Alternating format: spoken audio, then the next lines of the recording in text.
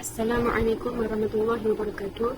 Nama saya Nur Aina Syafiqah binti Ruslan, nombor matrik 065734. InsyaAllah pada hari ini saya akan membuat sedikit rumusan pada surah Ali Imran pada ayat 113 hingga ayat 115.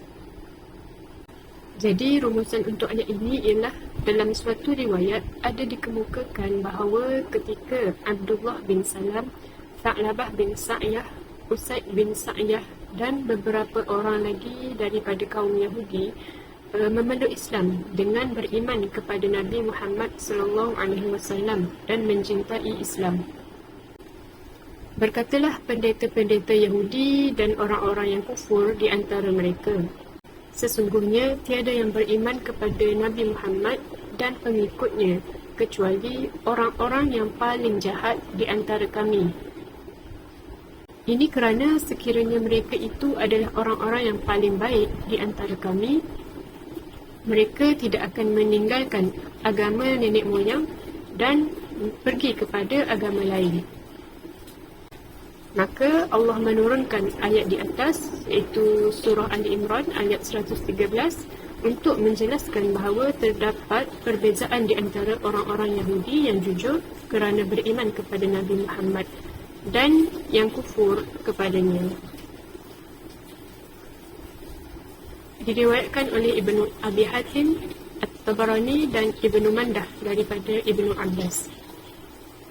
Dalam riwayat lain pula ada dikemukakan bahawa ketika Rasulullah SAW telah selesai menunaikan sembahyang Isyak, baginda mendapati bahawa masih ada lagi orang yang menunggu untuk menunaikan sembahyang di dalam masjid. Maka baginda bersabda, ketahuilah sesungguhnya tidak ada seorang pun daripada penganut agama lain yang ingat kepada Allah dengan bersembahyang pada saat malam begini selain daripada kalian semua. Maka turunlah ayat ini, iaitu surah Ali Imran ayat 113 hingga ayat 115 yang menceritakan tentang sifat-sifat kaum mukminin yang sebenar. Diriwayatkan oleh Ahmad dan yang lainnya daripada Ibnu Mas'ud.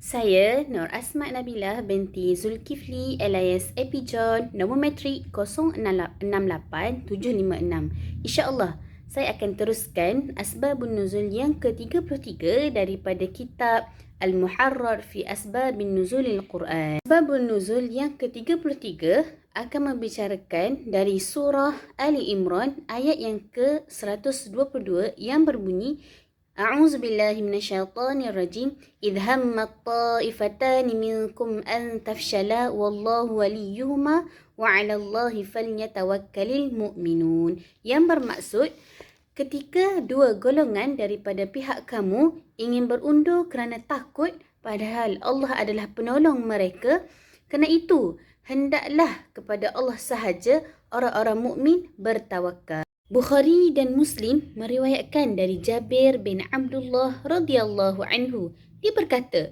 telah diturunkan kepada kami, ingatlah ketika dua golongan dari pihak kamu ingin berundur kerana takut padahal Allah adalah penolong mereka.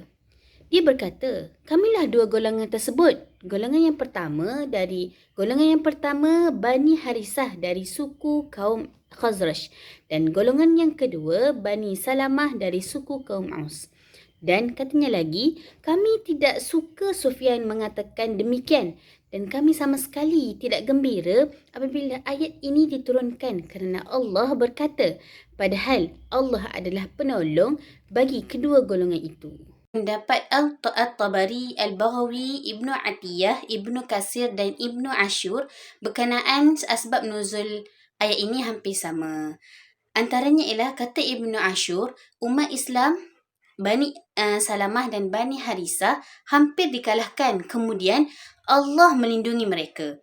Seperti mana firman Allah Ta'ala, ketika dua golongan dari kamu hampir gagal dan Allah menjadi penjaga mereka.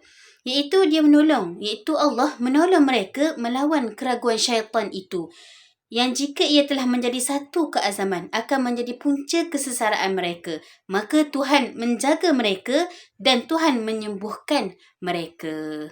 Jadi, pengajaran yang kita dapat berdasarkan asbab nuzul di atas, inilah pengajaran yang ada dalam jihad perang. Memang orang yang sudah di medan jihad telah melalui banyak dugaan. Untuk hadir ke medan perang itu pun sudah berperang dengan jiwa dan menolak kehendak nafsu yang banyak. Mereka yang berjaya datang itu sebenarnya sudah menyerahkan segala-gala yang mereka ada kepada Allah Subhanahu Wa Taala.